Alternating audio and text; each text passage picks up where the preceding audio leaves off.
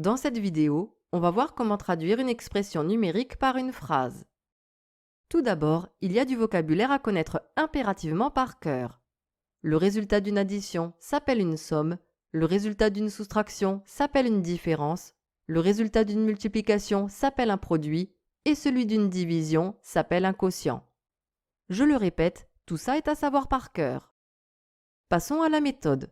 Pour traduire une expression numérique par une phrase, il faut d'abord repérer la dernière opération à effectuer, entourer au crayon le signe de cette opération et écrire le mot de vocabulaire désignant le résultat de cette opération.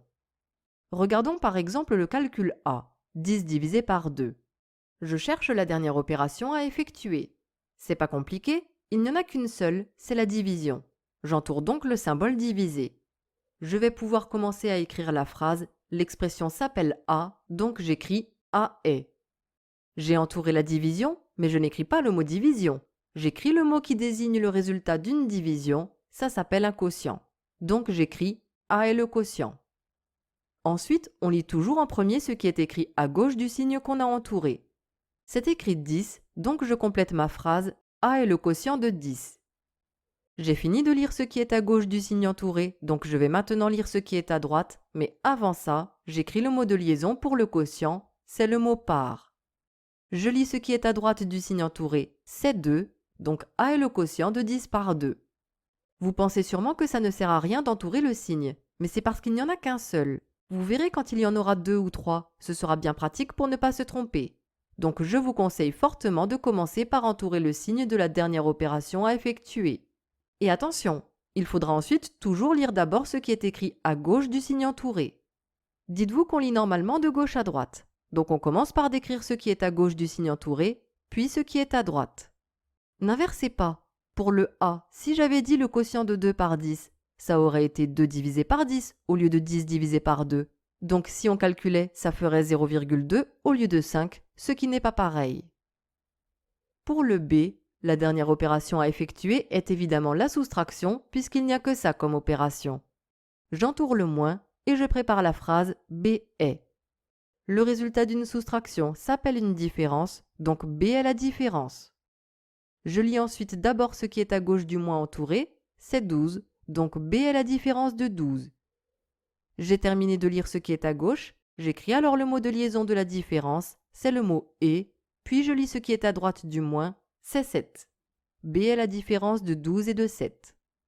Concernant les mots de liaison, pour somme et différence, c'est le mot et pour produit et quotient, c'est le mot par. On va maintenant voir le cas des expressions comportant plusieurs opérations. Commençons par le A. Je dois entourer le signe de la dernière opération à effectuer.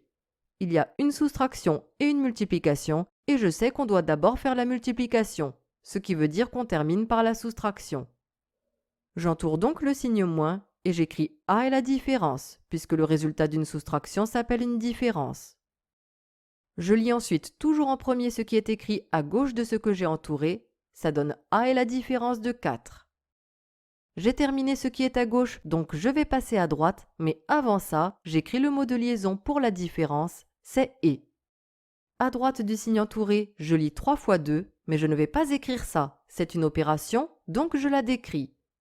C'est une multiplication, le résultat d'une multiplication est un produit, donc j'écris du produit. Mais le produit de qui par qui? Je lis d'abord ce qui est à gauche du fois, c'est 3, donc c'est le produit de 3 par. Et j'écris ce qui est à droite du fois, c'est 2. A est la différence de 4 et du produit de 3 par 2. Passons au B. Je commence par repérer la dernière opération à effectuer. Comme on commence toujours par calculer ce qui est écrit entre parenthèses, ça signifie qu'on doit commencer par la soustraction et qu'on termine donc par la multiplication. J'entoure alors le signe fois et comme le résultat d'une multiplication s'appelle un produit, j'écris B est le produit. Je lis d'abord ce qui est à gauche du signe entouré, c'est 4 moins 3, mais je n'écris pas ça car c'est une soustraction et le résultat d'une soustraction s'appelle une différence. Donc B est le produit de la différence. Mais la différence de qui est de qui? Je commence par ce qui est à gauche du moins, c'est 4. J'écris le mot de liaison de la différence qui est et, puis je lis ce qui est à droite du moins, c'est 3. J'ai fini de lire ce qui est à gauche du signe entouré, je passe au côté droit mais avant ça, je dois écrire le mot de liaison pour le produit qui est par.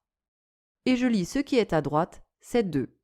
Donc B est le produit de la différence de 4 et de 3 par 2. On remarquera que les phrases A et B se ressemblent puisqu'elles ont les mêmes mots, mais elles sont différentes car l'ordre n'est pas le même. C'est normal car entre le A et le B, j'ai ajouté des parenthèses qui ont modifié l'ordre des opérations, ce qui change alors le résultat, mais aussi la phrase. Je vais aller un peu plus vite pour le C. On sait qu'on doit commencer par faire les opérations à l'intérieur des parenthèses, donc la division sera faite en dernier. Le résultat d'une division est un quotient, j'écris alors que C est le quotient. Je commence par lire ce qui est à gauche du signe entouré, c'est 12 plus 5, une addition, et son résultat s'appelle une somme, donc C est le quotient de la somme. 12 plus 5, c'est la somme de 12 et de 5. J'ai fini de lire le côté gauche, je passe à droite, mais avant j'écris le mot de liaison du quotient qui est par. À droite, je lis 8 moins 4, c'est une soustraction, donc j'écris la différence.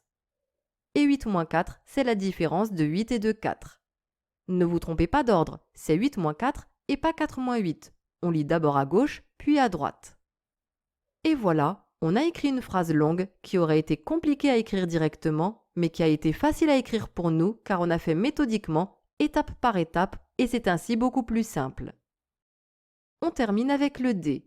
La dernière opération à effectuer est la division, car on commence toujours par les calculs entre parenthèses. J'entoure le signe et j'écris D est le quotient. Je commence par ce qui est écrit à gauche de ce signe, il n'y a que 7, donc j'écris 7.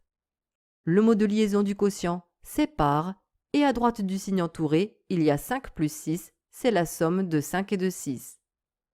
Et voilà, vous savez traduire une expression numérique par une phrase.